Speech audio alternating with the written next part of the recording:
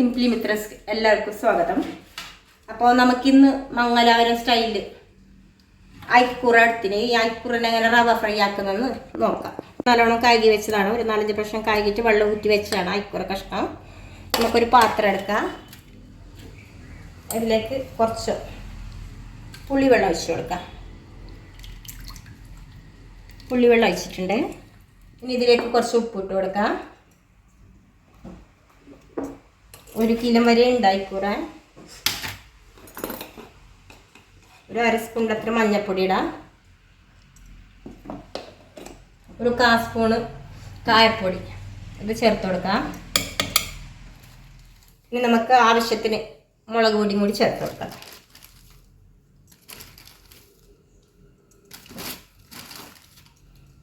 ഒരു 4 സ്പൂണ് മുളക് പൊടിയും കൂടി ചേർത്ത് കൊടുത്തിട്ടുണ്ട്. മീൻ കുറച്ച് കൂടുതലുള്ളതുകൊണ്ട് 4 സ്പൂണിൻ്റെ അടുത്ത് ചേർത്തിന്. ഇപ്പം നമുക്കിനി വേണമെങ്കിൽ കുറച്ചും കൂടി വെള്ളം ഒഴിച്ച് കൊടുക്കാം. ആവശ്യം നോക്കാം. കുറച്ചും കൂടി ഒഴിച്ച് കൊടുത്തിട്ടുണ്ട് ഞാനിവിടെ. ഇനി നല്ലവണ്ണം മിക്സ് ചെയ്തെടുക്കാം.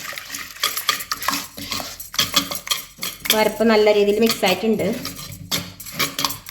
ഇനി നമുക്ക് മീനിൻ്റെ കഷ്ണങ്ങൾ ഇതിലേക്ക് ഇട്ട് കൊടുക്കാം.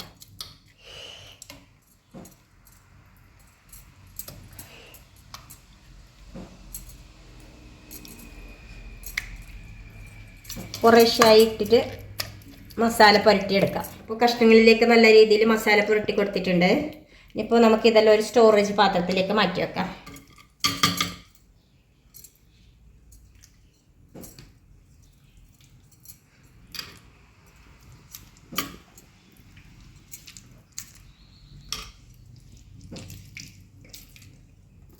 ഇതേപോലെ ബാക്കിയുള്ള മീൻ കഷ്ണങ്ങളും നമുക്ക് മസാല പുരട്ടിയിട്ട് സ്റ്റോറേജ് ചെയ്യാം. എല്ലാത്തിനും മസാല തേച്ചിട്ടായിന് അതെല്ലാം പാത്രത്തിലേക്ക് മാറ്റാം നമുക്കിത്.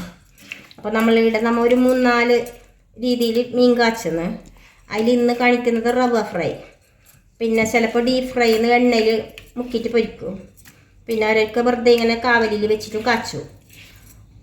അപ്പോൾ ഇന്ന് നമ്മൾ കാവലിൽ റവ ഫ്രൈ ആക്കാൻ ഉദ്ദേശിക്കുന്നത്.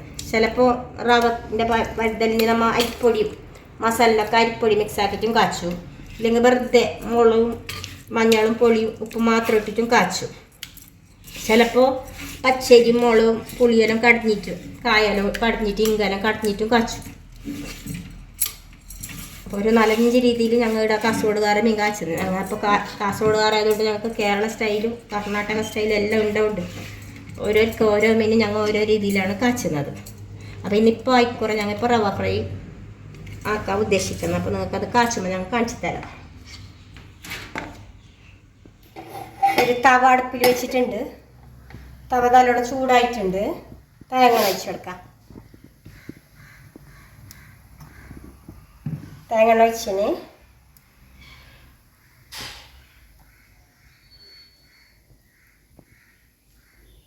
എണ്ണ ചൂടായി. ഇനി അയക്കൂറിൻ്റെ കഷ്ണം എടുത്തിട്ട് റവയിൽ എല്ലാ സൈഡും റവ കൊള്ളുന്ന പോലെ മുക്കിയിട്ടെടുക്കാം. എല്ലാ പീസും അതുമാതിരി റെഡിയാക്കാം. ഇത് ബോംബെ റവ, ഞങ്ങൾ ബോംബെ സജ്ജിക്കാന്ന് പറയുന്നതിന് നേരിയതാണ് ഈ റവ. ഇങ്ങനെ എല്ലാ പീസും ഇതുമാതിരി മുക്കിയെടുക്കാം. ഇവിടെ അപ്പോഴത്തേക്ക് എണ്ണ ചൂടായിന്. എണ്ണയിലേക്ക് ഓരോരോ കഷ്ണം അത് വെച്ചിട്ട് വെക്കാം. ഇത് മറ്റേ ചീൻചട്ടിയിൽ കുറേ എണ്ണ ഇട്ടിട്ട് ഡീപ്പ് ഫ്രൈയും ആക്കാം. ഞങ്ങൾ ഇപ്പോൾ തവയിൽ വെച്ചിട്ട് തവ ഫ്രൈ ആക്കുന്നത്. ഇത് ചീൻചട്ടിയിൽ വേണമെങ്കിൽ എണ്ണ വെച്ചിട്ട് അതിന് എണ്ണയൊക്കെ ഇട്ടിട്ട് കൊടുക്കാം.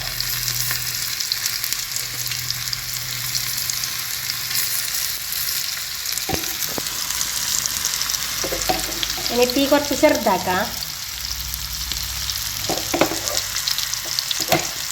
കായട്ട് നല്ലോണം കായട്ട്.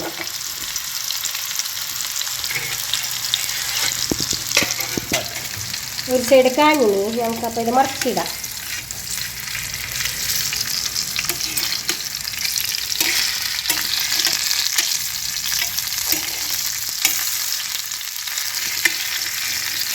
എല്ലാം മറിച്ചിട്ടിന് ഇങ്ങനെ മറിച്ചിട്ടാൽ പിന്നെ ഇതിൻ്റെ മേക്ക് കുറച്ച് കറിഞ്ഞിറച്ചപ്പോൾ ഭരിച്ചു കൊടുക്കാം.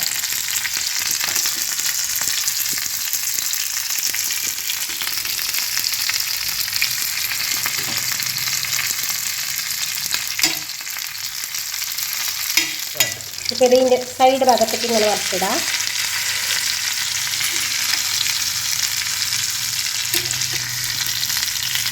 ഇട്ട് കൊടുക്കാം.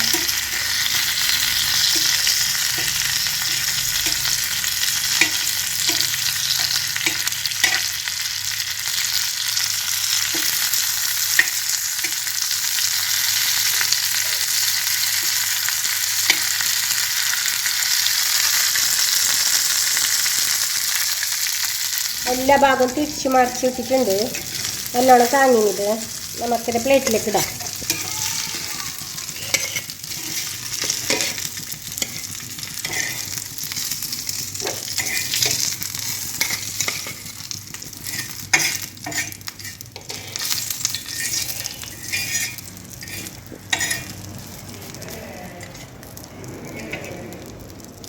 അങ്ങനെ സ്റ്റൈല് ഞങ്ങളുടെ ഐക്കൂറ റവ ഫ്രൈ ആക്കിയിട്ട് കാണിച്ചിനി. നിങ്ങൾക്ക് വെറൈറ്റി ഇഷ്ടപ്പെടുന്ന ആളെങ്കിൽ നിങ്ങൾ ഇതുമാതിരി ഒന്ന് ചെയ്ത് നോക്കൂ.